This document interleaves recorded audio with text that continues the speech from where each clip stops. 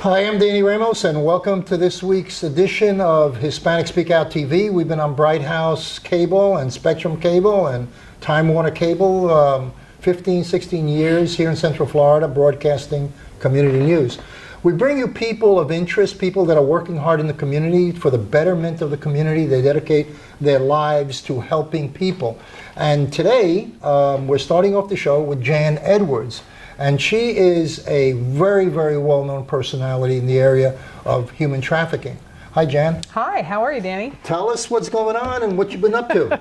Oh, gosh. Well, you know, January is Human Trafficking Awareness and Prevention Month for the United States, nationwide. So this is a month that 8 years ago, President Barack Obama decreed that there was actually a day. It's January 11th. And then it got expanded to a whole month. And then 2 years ago, President Trump expanded it to add prevention, because we believe that's really important. So this is a big month for all the anti-trafficking organizations to get the information and the knowledge out about human trafficking, what it is, what it looks like, the signs to look for, and most importantly, what they can do to either prevent it or interrupt it and possibly save someone's life. Okay.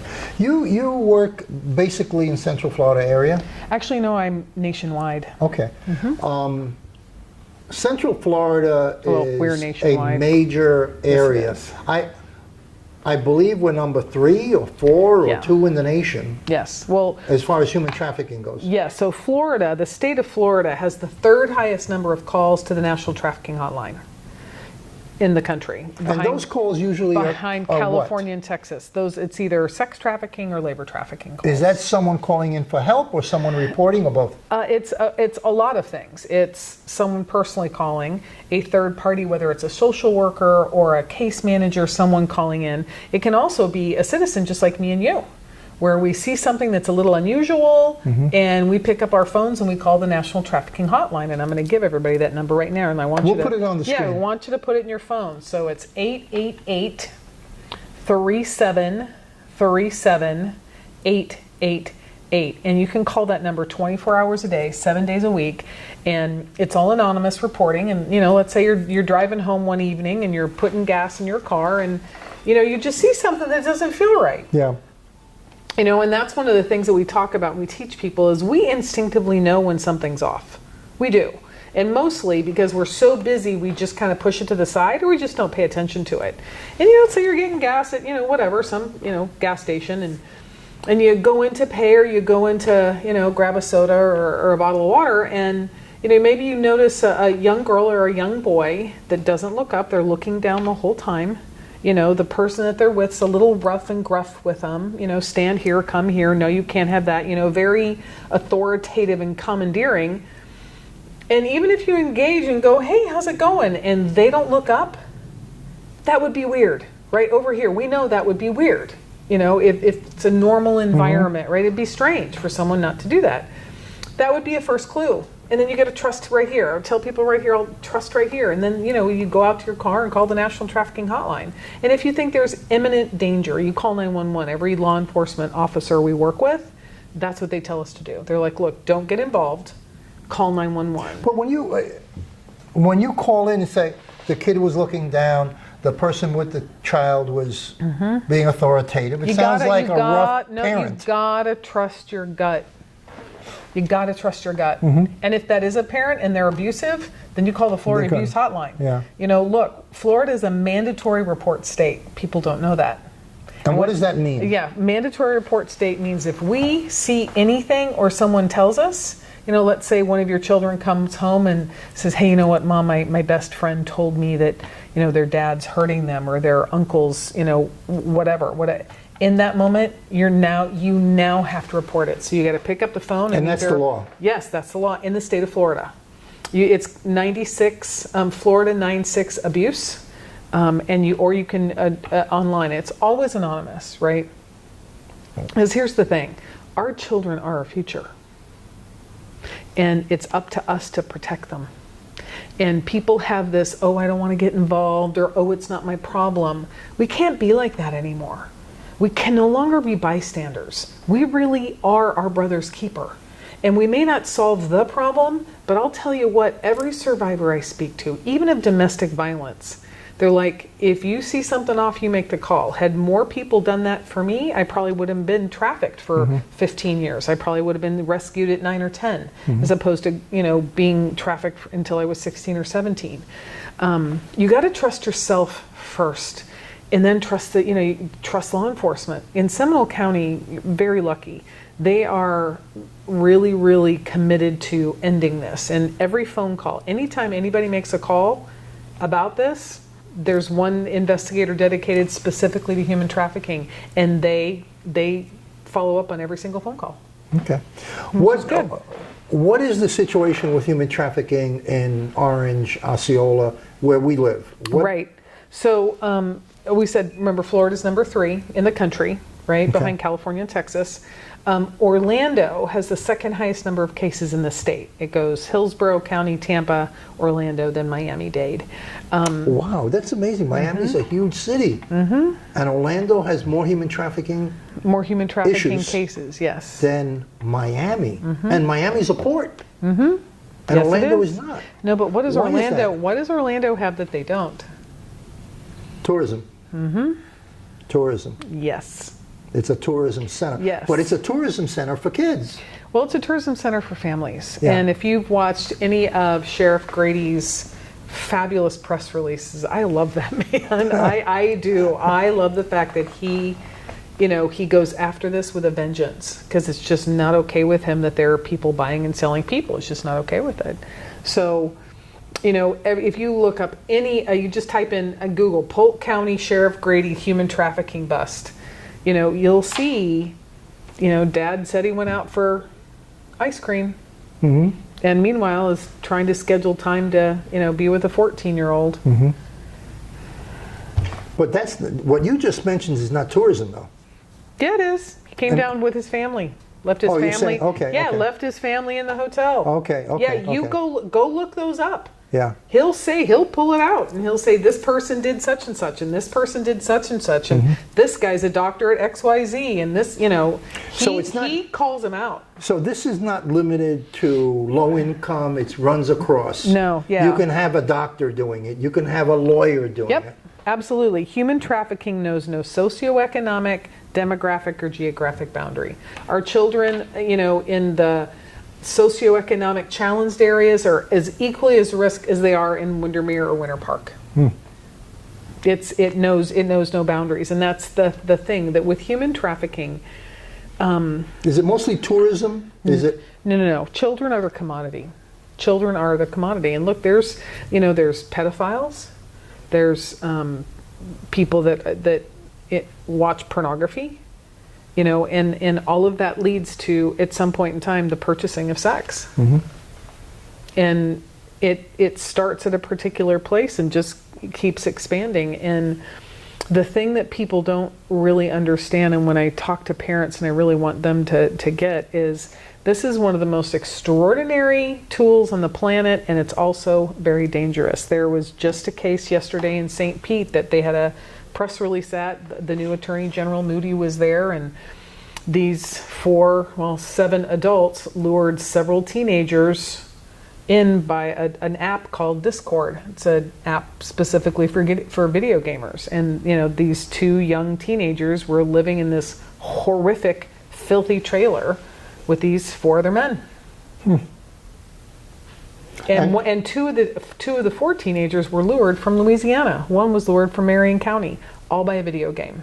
And so what we talk to parents is about, you have to know what your kids are doing. You have to. And I know it's uncomfortable, and I know it's a challenging conversation to have. The children are vulnerable no matter what, again, economic level they're in. Yes. Because they're attracted strategically. Absolutely. Well, it's interesting because I showed my film. I've written and produced an award-winning film called Trapped in the Trade, and we use it as the basis of all our training programs, and it shows the intentional recruitment of children by children.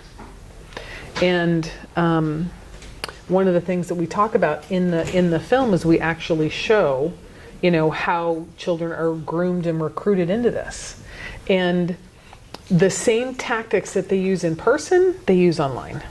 Okay, So one of the tools and the conversations we have with parents is you've got to know what your kids are doing online, and you've got to get their passwords, because I can't tell you how many cases I've helped. And I don't talk about this on my social media because this isn't but the parent, someone says, "Hey Jan, my best friend's child or my, somebody's kid's missing," okay, and they send me a message. Are kids? And I ask the parents, I'm like, "Do you know the passwords?" And they don't. Yeah. And so they have to wait to take the laptop or whatever it is to the police to find out where their kids are, when they could immediately find out where they are. Is the school system, any of our school systems, actively involved in teaching children at any level, at any age, of awareness of what to watch out for? Well, funny that you say that. I'm actually in the process of working with a middle school in Seminole County as we speak. The principal specifically asked me to come in, and our team to come in and work with their kids. And we have a 3-hour program that we're doing with them. And we did an hour and a half last Wednesday. We're doing another hour and a half tomorrow to specifically educate the kids, because he saw what was happening and he's not okay with it.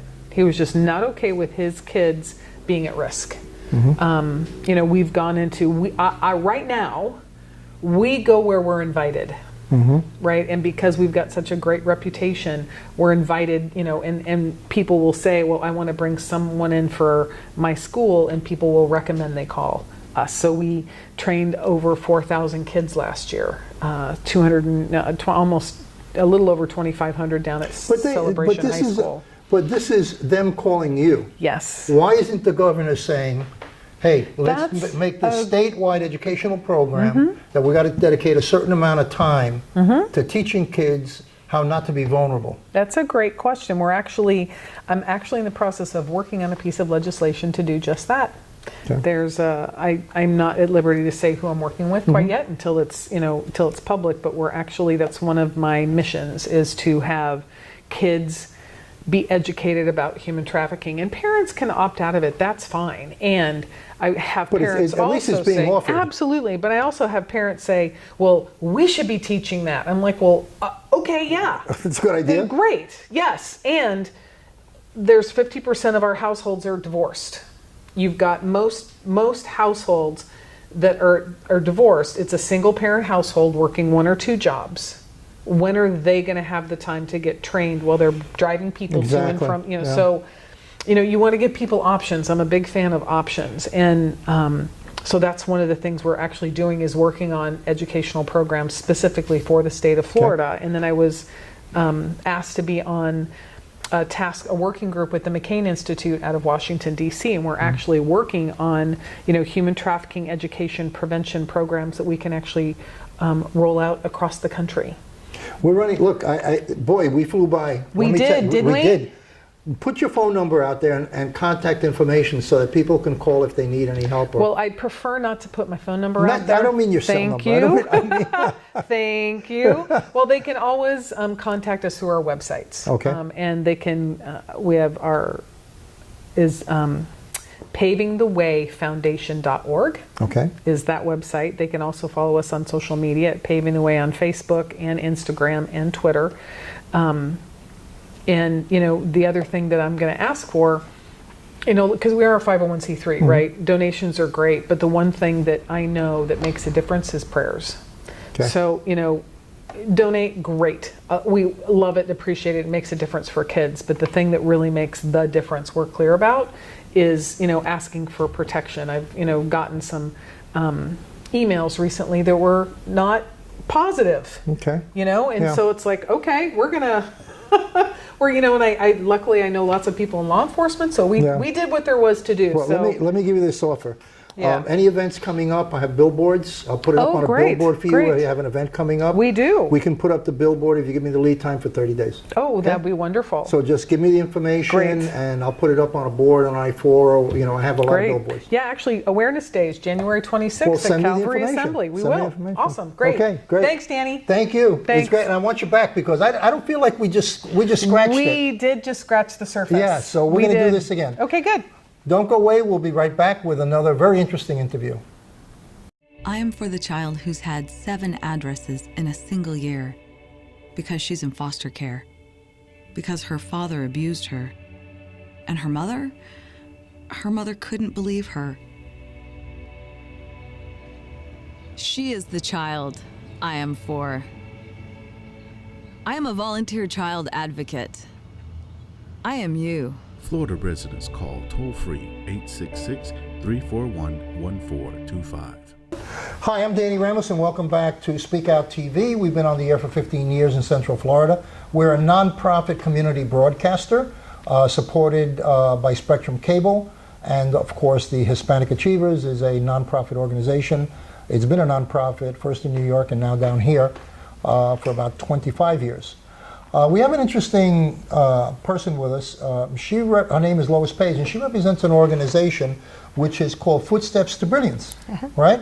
And this is a literacy program which involves Osceola schools and a lot of major and smaller players from the corporate side to help children become more literate, because there is an issue with literacy in Osceola County, particularly when kids are entering the school system. They're not as at the level they should be. So now I'm going to throw it to you, and so pick it up and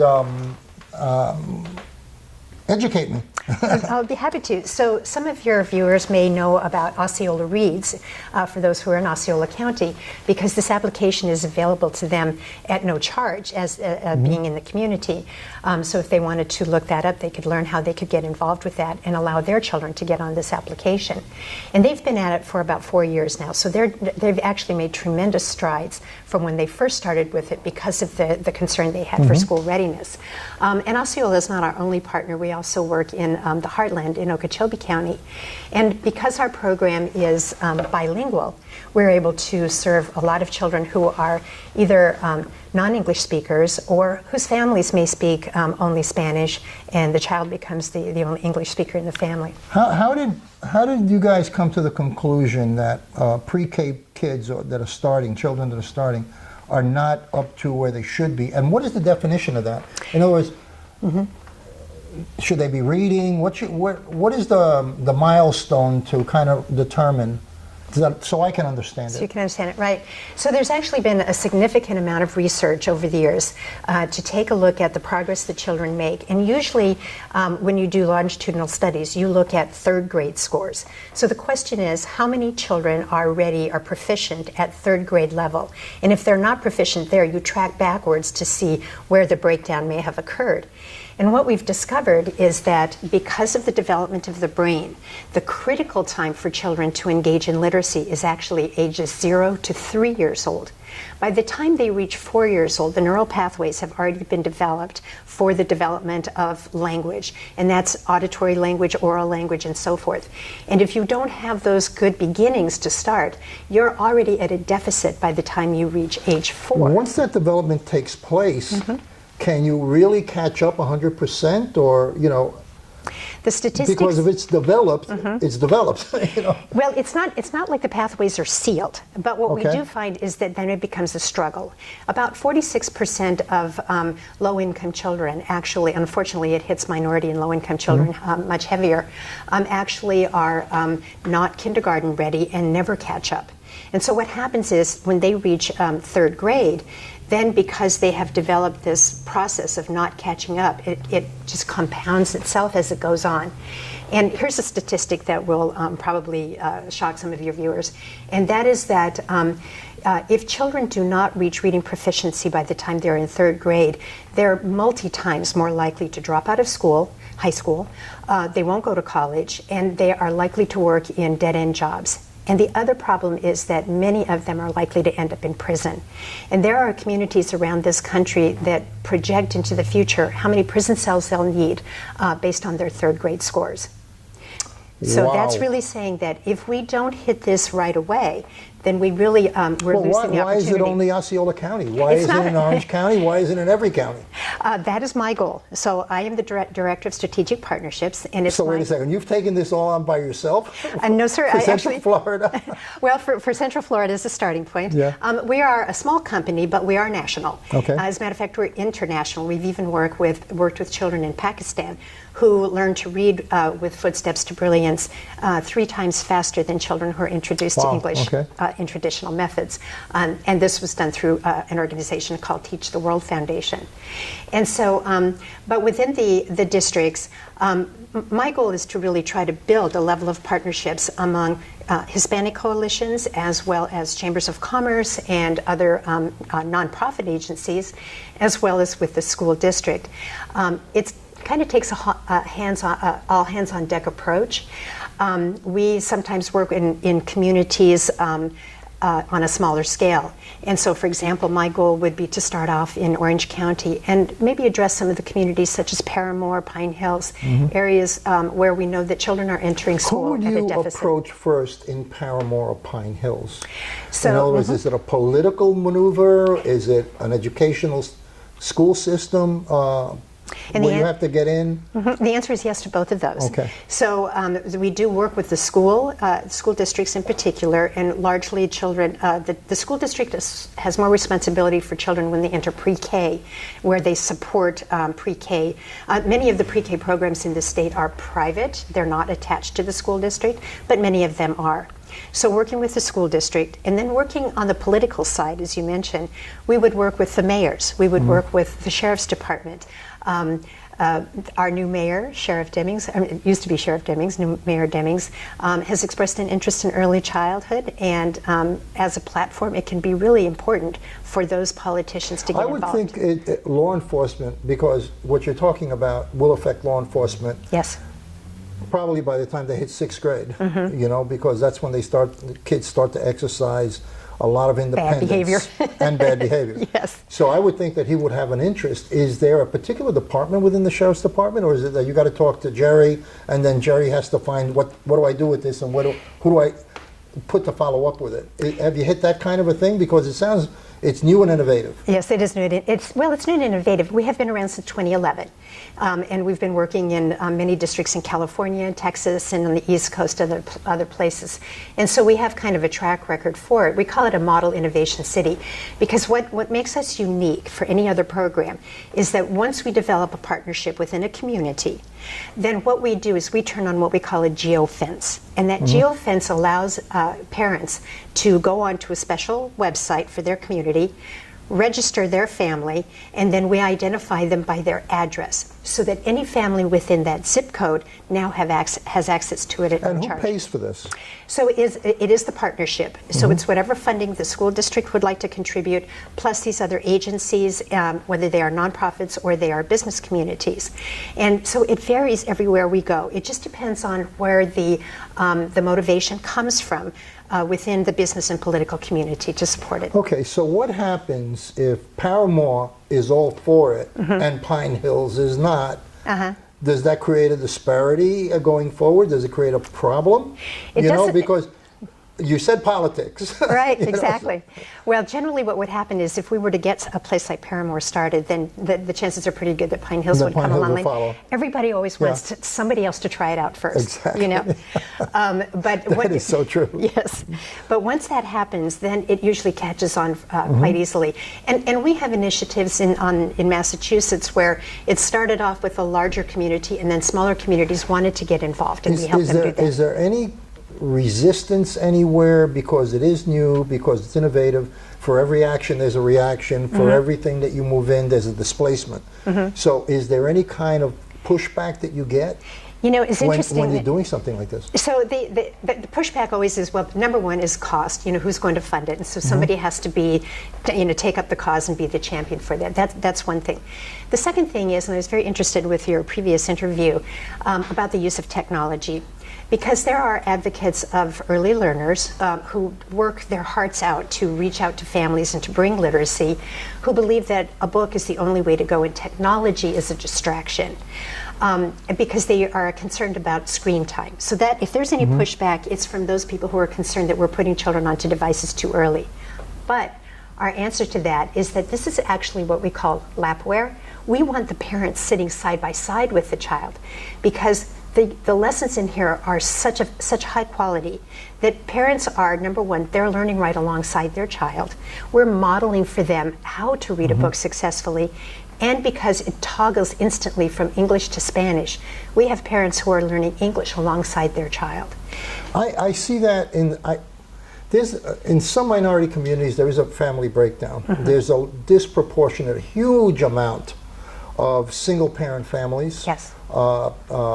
Mostly in a particular community, it's mostly there is no father there, it's only the mother. And then that mother is burdened with job, trying to pay the rent and all of that. So it's a big effort, I would think, a gap for that person to react, Yes. and spend the time. Because right now they're not spending their time with the kids anyway. Exactly. So how do you cross that bridge? That's a really good question. So one of the efforts that we make is, as a company, our goal is to build this collective impact model. By that I simply mean pulling a lot of people together to help support this. And we build a process, as we did in Osceola County with Osceola Reads, Okie Reads in Okeechobee County. And what we have done is we've helped them build their brand. So they do things like putting out posters around the community. We have sheriffs who might have their contact information printed on one side of the card and how to get to Footsteps to Brilliance on the other. And so we're constantly pushing forward with different literacy ambassadors to get the word out. The biggest benefit of Footsteps to Brilliance within the community is the scale, because many of the agencies who support early learning and family support are very manpower heavy. It takes a person to go to another person. This has the capacity to build out to thousands of families, maybe before an adult or another volunteer can get to them. What is your percentage of penetration in the minority community of acceptability? In other words, I know the minority community is very hard to reach. It's extremely difficult to reach. In the Hispanic communities, because of the bilingualism, in the black community, it is probably one of the major causes. It's single parent homes, So I know that you're new. Is there any measurement of success factor in the minority community percentage-wise yet? Well, so one of the things that I don't want to try to quote a hard percentage because I don't really know that. However, one of the things that we've built into our program, which is another unique aspect, is that we have metrics. So whenever a child or a family signs on for Footsteps to Brilliance, if they are in a school, they sign on with their username and password that the school has assigned them for other software. When they're in the community, even every child within a family is given a unique username and password. The reason we do that is because we want to track how successfully they're using the program. How long have they been on the application? How many books have they read? How many words have they accumulated? Because we're trying to close this vocabulary gap. And given that, we can identify where those pockets of families may be, where they may be largely Hispanic. I would think that teachers would be all for this to give support. I mean, nobody wants, teachers don't want a big disparity between what one child in row 4 knows and what another child in row 7 knows. Yes.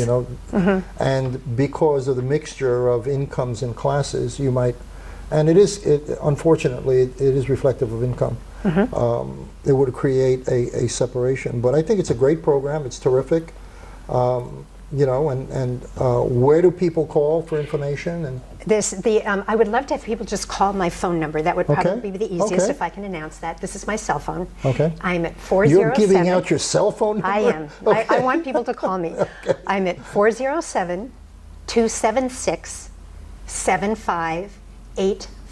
Okay, we're going to put it on the screen so it's easy for people. And if you would want to put up my Lois at footstepstobrilliance.com, that would be great if you could do that. We'll do that also. And if people want to see it in action, if they go to just Osceola Reads, they can just Google it. They'll learn how Osceola has implemented it, but that's not the only way it can be implemented, but they're a very good model. The superintendent there, Dr. Deborah Pace, has really done a great job of continuing Melba Luciano's work when she started it. Great. So we're Well, very proud of them. Thank you so much for coming. It's a pleasure having Pleasure, you here. you too. Pleasure. Thank you so much, Manny.